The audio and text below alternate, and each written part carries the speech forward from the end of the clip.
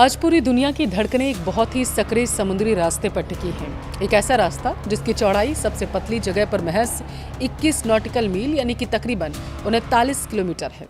लेकिन अगर यह रास्ता बंद हो जाए तो दुनिया भर की गाड़ियां यहीं रुक जाएंगी, फैक्ट्रियों में ताले लग जाएंगे, ग्लोबल इकोनॉमी धड़ाम से गिर जाएगी। हम बात कर रहे हैं हॉर्मुज स्ट्रेट की। आज जुलाई 2026 में इस इलाके में तनाव अपने चरम पर है। भले ही युद्ध थम चुका है लेकिन तनाव तो है।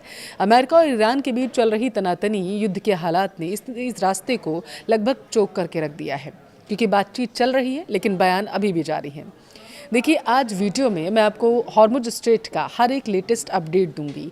वहाँ के हालात क्या हैं, कितने जहाज वहाँ फंसे हैं, सब कुछ इस वीडियो में बताऊंगी, इसलिए लास्ट तक ज़रूर बने रहिएगा। नमस्कार, आपके साथ मैं पल्लवी रविंदर सिंह। ज़रा सोचिए, आप समुद्र के बीच फंसे हुए हैं, विशाल जहाज़ के आप कप्तान हैं। आपके जहाज़ में करोड़ों डॉलर का कच्चा तेल जो है वो भरा हुआ है, लेकिन आप अपने जहाज़ को आगे रत्ती भर नहीं बढ़ा सकते। आपके रडार पर एक तरफ ईरान की नेवी की मिसाइलें तैनात कर दी गई हैं, तो दूसरी तरफ अमेरिका के युद्धपोत तैनात हैं जो कभी भी हमला कर सकते हैं। एक छोटी सी चिंगारी और सब कुछ खाक हो जाएगा चंद सेकंड में, क्योंकि आपके जहाज़ पर बहुत बड़ी मात्रा में तेल है। हॉर्मुज स्ट्रेट समुद्री रास्ते ने पूरी दुनिया को बंधक बना दिया है। 400 से ज़्यादा जहाज समंदर में लंगर डाले हुए हैं, खौफ में अपने आगे बढ़ने के आदेश का इंतज़ार कर रहे हैं। दुनिया की इकनॉमी एक बताया जा रहा है टिकिंग टाइम बॉम्ब पर इस वक्त बैठी हुई है। ईरान और अमेरिका के बीच चल रही इस चेस गेम में कच्चे तेल और एलएनजी की सप्लाई कैसे घुट रही है, और कतर के बंद कमरों में जो पीस डील पर मोलभाव चल रहा है, क्या वह हमें तीसरे विश्व युद्ध से बचा पाएगा? इस समय वहाँ असल हालात क्या हैं? रोज़ाना कितने जहाज़ वहाँ से गुजरते हैं? क्रूड ऑयल और एलएनजी की सप्लाई का क्या डील है? ये सबसे अहम है। देखिए, अमेरिका और ईरान के बीच जो पीस डील हुई है उसका नतीजा निकलने वाला है भी या फिर नहीं, ये तमाम तरीके के सवाल इस वक्त लोगों के जहन में गूंज रहे हैं। स्थिति को समझने से पहले इसकी अहमियत कितनी है हमें वो समझना होगा। स्ट्रेट ऑफ हॉर्मुज फारस की खाड़ी को ओमान की खाड़ी और अरब सागर से जोड़ता है। इसके उत्तर में ईरान है, दक्षिण में ओमान है और संयुक्त अरब अमीरात खाड़ी देशों जैसे कि सऊदी अरब, इराक, कुवैत, यूएई का ज़्यादातर तेल इसी रास्ते से दुनिया भर में जाता है। अगर हम 2025-2026 के ताज़ा जो आंकड़े आए हैं उनकी मैं अगर बात करूं तो संकट से पहले रोज़ाना तकरीबन 2 करोड़ यानी कि 20 मिलियन बैरल कच्चा तेल और पेट्रोलियम प्रोडक्ट्स यहीं से गुजरते थे। यह पूरी दुनिया के समुद्री तेल व्यापार का लगभग 25% हिस्सा है। इसके अलावा दुनिया का 20% लिक्विफाइड नेचुरल गैस यानी इनकी एलएनजी भी इसी रास्ते से गुजरता है। इसे आप दुनिया की एनर्जी भी कह सकते हैं। देखिए, दिक्कत यहाँ पर यह है कि जहाज़ों के आने जाने के लिए जो शिपिंग लेन है वह सिर्फ 2 मील चौड़ी है। यानी अगर किसी ने इस सक्रिय रास्ते पर कब्जा कर लिया या माइंस बिछा दी, विस्फोट हुआ, तो पूरा ग्लोबल ट्रेड यहाँ पर ठप हो जाएगा। और 2026 में बिल्कुल यही डर सच भी साबित हुआ था कुछ समय के लिए। अब आते हैं मौजूदा हालात पर। देखिए, 2026 में अमेरिका और ईरान के बीच भड़के संघर्ष के बाद हॉर्मुज में रेड अलर्ट जारी कर दिया गया था।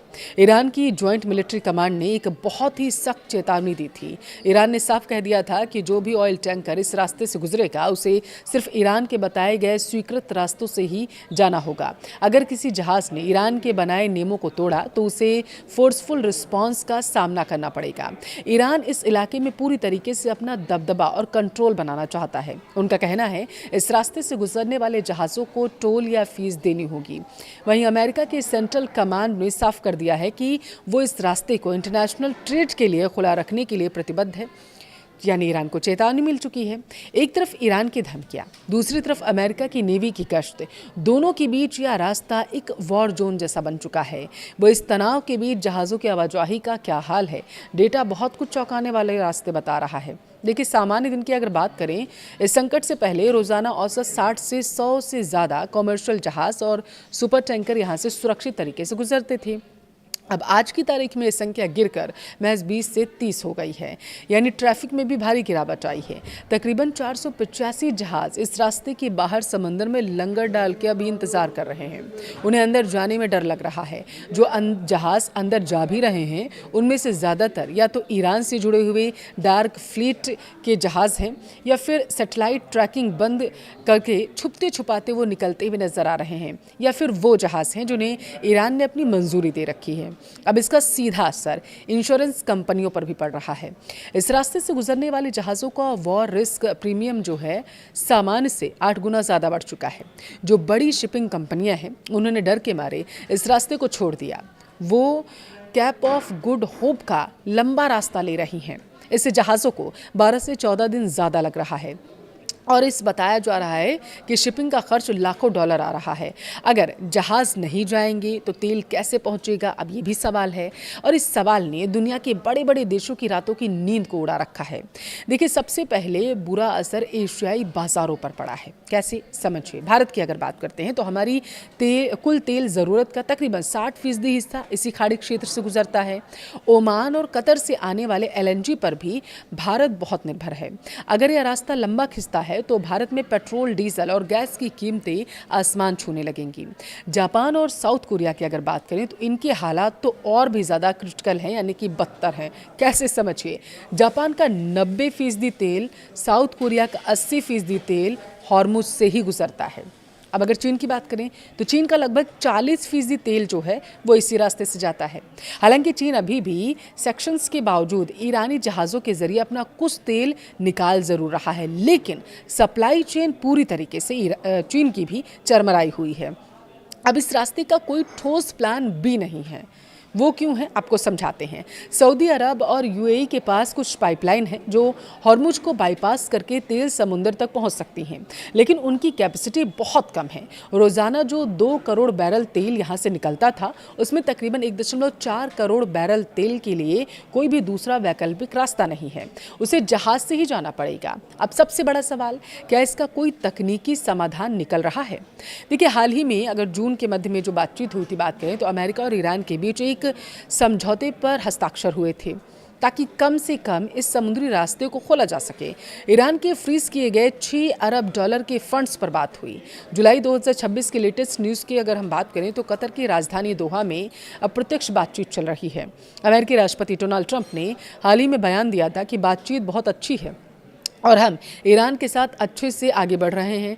अमेरिका की तरफ से डोनाल्ड ट्रंप के दूत स्टीव विटकॉफ और जेरेड कुशनर मध्य पूर्व में मीडिएटर की भूमिका निभा रहे हैं, लेकिन ज़मीनी हकीकत थोड़ी अलग है। समझाती हूँ कैसे। ईरान अपने रुख पर बहुत सख्त है। ईरान की कूटनीति यह है कि जब तक अमेरिका पूरी तरीके से उनकी शर्तें नहीं मानता तब तक वो हॉर्मुज पर अपना कंट्रोल कम नहीं करेगा। ओमान ने सुझाव दिया था कि जहाज़ों के लिए एक सुरक्षित सदर्न रूट जो है वो बनाया जाए, ओमान की सीमा में हो, लेकिन ईरान ने इसे खारिज कर दिया था। अब ईरान खुद को इस पूरे रास्ते का इकलौता निर्णायक मानता है, भगवान मान रहा है। अब देखिए, माना यह जा रहा है कि हॉर्मुज स्ट्रेट आज दुनिया का सबसे बड़ा जियोपॉलिटिकल फ्लैश पॉइंट बन चुका है। जहाज़ों की संख्या 60 से घटकर 20 से 30 रह गई है। मात्र 485 जहाज़ बाहर इंतजार कर रहे हैं कि वो जा सके इस स्ट्रेट में। कतर में बातचीत की टेबल पर क्या तय होगा, यह न सिर्फ अमेरिका और ईरान का भविष्य तय करेगा बल्कि यह भी तय करेगा कि आपके और हमारे घर में पेट्रोल और गैस किस भाव में मिलेगा। ईरान की ताज़ा चेतावनी के बाद आने वाले कुछ दिन बहुत ही क्रिटिकल होने वाले हैं। हॉर्मुज स्ट्रेट आज सिर्फ मैप पर मौजूद एक नीली लकीर नहीं रह गया, यह दुनिया की इकोनॉमी की सांस नली बन चुका है। कतर के आलीशान और ठंडे कमरों में बैठे जो विशेषज्ञ हैं वो क्या फैसला लेंगे, उसका सीधा असर तपते समंदर में फंसे उन जहाज़ों के क्रू मेंबर्स पर भी पड़ेगा।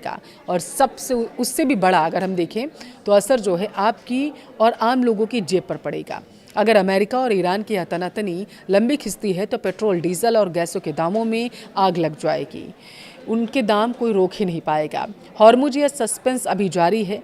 क्या अमेरिका अगले कुछ दिन जो शांति को लेकर वार्ता चल रही है उसमें ईरान को झुका पाएगा, या ईरान अपनी शर्तों पर दुनिया को तेल के लिए तरसा देगा? इस जियोपॉलिटिकल गेम में ऊंट किस करवट बैठेगा, आपको क्या लगता है? हमें कमेंट करके ज़रूर बताएं।